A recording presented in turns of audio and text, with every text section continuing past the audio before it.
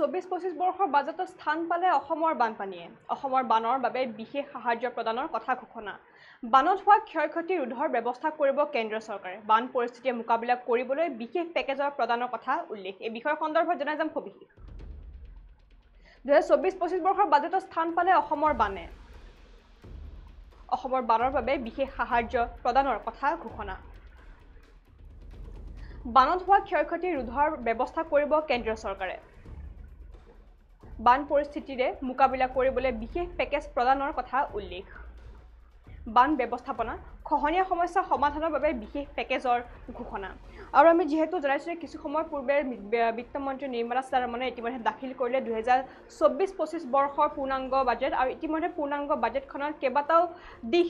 ইতিমধ্যে অন্তৰ্ভুক্ত কৰা দেখিবলৈ পোৱা গৈছে বিভিন্ন ধৰণৰ মন্তব্য প্ৰকাশ কৰা দেখিবলৈ পোৱা গৈছে এই পূৰ্ণাংগ বাজেটখনত আৰু ইতিমধ্যে বস্তুৰ দাম বৃদ্ধি বা দাম কমক লৈ ইতিমধ্যে বিভিন্ন ধৰণৰ মন্তব্য প্ৰকাশ কৰিছে বিত্তমন্ত্ৰীগৰাকীয়ে আৰু শেহতীয়াকৈ ২০২৪-২৫ বৰ্ষৰ বাজেটত স্থান পাইছে অসমৰ বানপানী অসমৰ বান সমস্যাৰ কথাও ইতিমধ্যে উত্থাপন হৈছে সদনৰ মজিয়াত আৰু ইতিমধ্যে ২০২৪-২৫ বৰ্ষৰ পূৰ্ণাংগ বাজেটৰ যি অধিৱেশন আছে পূৰ্ণাংগ বাজেটৰ প্ৰক্ৰিয়া ইতিমধ্যে কিছু সময় পূৰ্বে সমাপ্ত হোৱা দেখিবলৈ পোৱা গৈছে আৰু ইতিমধ্যে ২০২৪-২৫ বৰ্ষৰ বাজেটত অসমৰ লগতে আৰু কেইবাখনো ৰাজ্যৰ কথাও ইতিমধ্যে উল্লেখ কৰা দেখিবলৈ পোৱা গৈছে আৰু ইতিমধ্যে কেইবাখনো ৰাজ্যৰ যিহেতু প্ৰাকৃতিক দুৰ্যোগ আছে সেই প্ৰাকৃতিক দুৰ্যোগসমূহৰ সৈতে মোকাবিলা কৰিবলৈ সহায়ৰ হাত আগবঢ়াব এবাৰ কেন্দ্ৰ চৰকাৰে আৰু বিশেষকৈ অসমৰ বান পৰিস্থিতি সন্দৰ্ভত বিত্তমন্ত্ৰী নিৰ্মলা সীতাৰমণে কিছু মন্তব্য প্ৰকাশ কৰিছে আৰু তেওঁ উল্লেখ কৰিছে অসমৰ বানৰ বাবে এতিয়া বিশেষ সাহায্য প্ৰদান কৰা হ'ব অৰ্থাৎ অসমৰ বান পৰিস্থিতিৰ সৈতে মোকাবিলা কৰিবলৈ ৰাজ্য চৰকাৰক ইতিমধ্যে কেন্দ্ৰ চৰকাৰৰ তৰফৰ পৰা বিশেষ সাহায্য প্ৰদান কৰা হ'ব বুলি ইতিমধ্যে স্পষ্টভাৱে সদৰি কৰিছে বিত্তমন্ত্ৰীগৰাকীয়ে আৰু বানত হোৱা ক্ষয়ক্ষতি ৰোধৰ বাবে ব্যৱস্থা কৰিব কেন্দ্ৰ চৰকাৰে অৰ্থাৎ বানত যিসকল লোকৰ ক্ষয়ক্ষতি হৈছে অৰ্থাৎ যিমান পৰিমাণৰ ক্ষয়ক্ষতি হৈছে সেই ক্ষয়ক্ষতিসমূহৰ সকলোবোৰ ব্যৱস্থা গ্ৰহণ কৰিব খুদ কেন্দ্ৰ চৰকাৰে আৰু এই কথা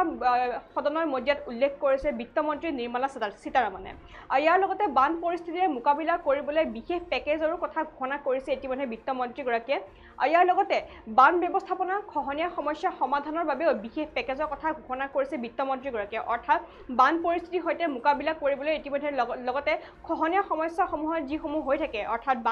বানৰ পিছত যি খহনীয়া হয় সেই খহনীয়া সমস্যাসমূহৰ সৈতেও মোকাবিলা কৰিবলৈ কেন্দ্ৰ চৰকাৰৰ তৰফৰ পৰা বিশেষ পেকেজৰ কথা ঘোষণা কৰা হ'ব বুলি ইতিমধ্যে স্পষ্টভাৱে সদৰি কৰিছে বিত্তমন্ত্ৰীগৰাকীয়ে যিহেতু দেখিবলৈ পোৱা যায় যে অসমৰ বান পৰিস্থিতিয়ে ক্ৰমাৎ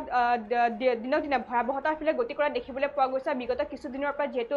ৰাজ্যত নেৰানেপেৰা বৰষুণ হৈছিল আৰু যাৰ পৰিপ্ৰেক্ষিতত ইতিমধ্যে সমগ্ৰ ৰাজ্য ইতিমধ্যে বানৰ কবলত বুৰ যোৱা দেখিবলৈ পোৱা গৈছিল আৰু ইতিমধ্যে বানৰ কবলত বুৰ গৈ কেইবা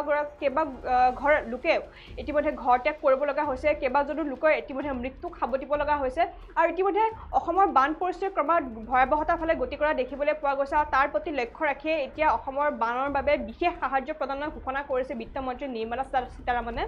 আৰু ২০২৪-২৫ বৰ্ষৰ বিত্তবৰ্ষৰ যি বাজেট অধিৱেশন আছিলে সেই বাজেট অধিৱেশন কিছু সময় পূৰ্বে সমাপ্ত হৈছে আৰু এই অধিৱেশনখনতে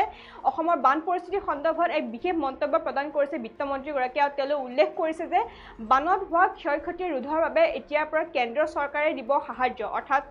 অসমৰ বান পৰিস্থিতিৰ সৈতে যিসকল লোকে মোকাবিলা কৰি আছে বা অসমৰ বান পৰিস্থিতিত যিসকল লোকৰ ক্ষয়ক্ষতি হৈছে সেই সকলোবোৰ ক্ষয়ক্ষতি এতিয়া বুজা গ্ৰহণ কৰিব খুদ কেন্দ্ৰ চৰকাৰে আৰু কেন্দ্ৰ চৰকাৰৰ তৰফৰ পৰা ৰাজ্য চৰকাৰলৈ বিশেষ সাহায্য প্ৰদান কৰা হ'ব বুলি ইতিমধ্যে স্পষ্টভাৱে সদৰি কৰিছে বিত্তমন্ত্ৰীগৰাকীয়ে আৰু বান পৰিস্থিতিৰ সৈতে মোকাবিলা কৰিবলৈ বিশেষ পেকেজৰ কথাও ঘোষণা কৰিছে বিত্তমন্ত্ৰীগৰাকীয়ে অৰ্থাৎ সদনৰ মজিয়াতে